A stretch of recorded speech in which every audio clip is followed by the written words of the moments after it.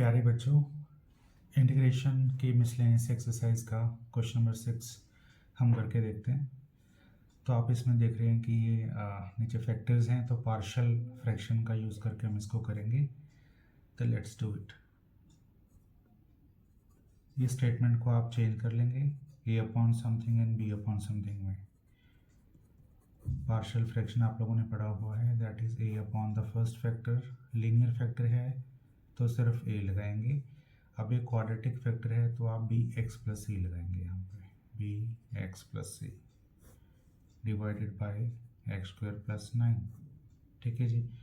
तब आपने करना क्या है, आपने ए बी और सी की वैल्यूज़ निकालने हैं। तो वैल्यूज़ निकालने का मेथड क्या है, आप इसको डिनोमिनेटर को उस तरफ मल्टीप्लाई कर दें। तो आपके पास क्या रहेगा, that is 5x is equal to A multiply X square plus 9 and plus यहाँ पे है B X plus C multiply X plus 1।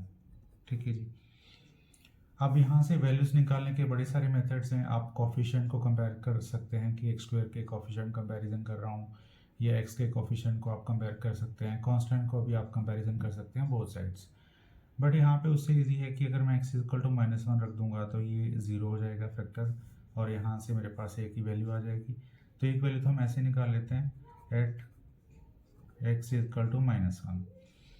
X equal to -1 रख के हमारे पास क्या आता है, 5 into -1 equal to a into 1 plus 9। तो यहाँ से ए का वैल्यू हमारे पास -5/10 दैट इज़ -1/2। तो ये हमारे पास एक ए का वैल्यू आ गया। ठीक है जी। इसके अलावा हम कोफिशिएंट कंपैरिजन कर सकते हैं, क्योंकि हमें बी और सी का वैल्यू भी चाहिए। तो एक्स स्क्वायर देखो, बी एक्स अगर मैं इसके साथ मल्टीप्लाई करता हूँ तो कहीं ना कहीं बी एक्स स्क्वायर बनेगा, राइट। और कहीं से भी एक्स स्क्वायर नहीं बनता, सी को मल्टीप्लाई करेंगे तो नहीं बनेगा। इधर से भी हमारे पास एक्स स्क्वायर है, तो हम क्या करेंगे, comparing coefficients of x square. X square के कोफिशिएंट को कंपेयर किया, तो इस वाली ये जो आपकी इक्वेशन है इसमें हम कंपैरिजन लगा रहे हैं। लेफ्ट हैंड साइड में तो कोई भी एक्स स्क्वायर है नहीं है, 0 is equal to right hand side में एक ए आएगा एक्स स्क्वायर के साथ में, और एक यहाँ से बी जनरेट हो रहा है। ठीक है जी। तो आप देखेंगे कि बी का वैल्यू माइनस ए आ गया, तो बी का वैल्यू माइनस ऑफ ए का वैल्यू आप जानते हैं माइनस हाफ था, तो यहाँ से आपके पास 1/2 वैल्यू आ चुका है बी का। तो ऐसे ही हम सी का वैल्यू निकाल लेंगे। सी का वैल्यू निकालने के लिए आप क्या कर सकते हैं, देखो कांस्टेंट है, सी के साथ एक्स भी है और सी कांस्टेंट अकेला भी है, तो आप अकेले कांस्टेंट कंपैरिजन कर लें। तो comparing constants on both sides.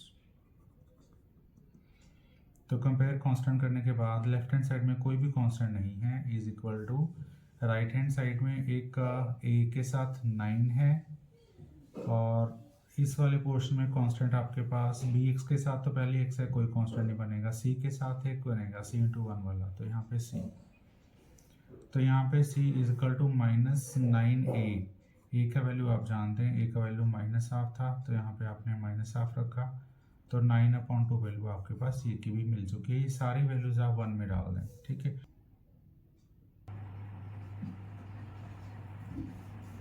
तो देखिए इसमें आपने ए बी सी की जो वैल्यूज़ निकाली थी वो मैंने यहाँ पे डाल दी, ए बी सी में वैल्यूज़ डाल चुके हैं। ऊपर जो आपने पास एक्सप्रेशन था, तो आपके पास ए बन के आया, इसमें आपने ए बी सी की वैल्यू डाल दी। अब आपने ये एक्सप्रेशन को कन्वर्ट कर लिया इसमें, तो बेसिकली आपको भी इसका इंटीग्रेशन निकालना है। -1/2 हमने कॉमन लिया, एक्स प्लस 1 का डेरिवेटिव ऊपर 1 बचा हुआ है, तो log ऑफ एक्स प्लस 1 इसका इंटीग्रेशन आ गया, प्लस इन दोनों में से हाफ कॉमन आ गया, एक्स प्लस 9 बचा ऊपर और नीचे एज इट इज़। ठीक है। फिर हमने क्या किया, नेक्स्ट स्टेप में x upon this plus 9 upon this, ये कर लिया। यहाँ पे 9 कॉमन, x वहीं पे है, और ये हाफ क्योंकि दोनों के बाहर था तो ये बड़ी ब्रैकेट के अंदर हमने हाफ बार लगाया हुआ है। तो आपने इसका डेरिवेटिव इसके ऊपर बना लिया, 2 से मल्टीप्लाई और 2 से डिवाइड करके, तो log of x square plus 9 आप लिख सकते हैं। ठीक है। ये हाफ यहाँ से हाफ से मल्टीप्लाई हो गया, 1/4 आ गया, ये हाफ 9 से मल्टीप्लाई हो गया, 9/2, और इसका फार्मूला क्या है आपके पास, 1/a tangent inverse x upon a plus c। तो ये आपका इंटीग्रेशन सॉल्व हो गया। This is your answer. Thank you.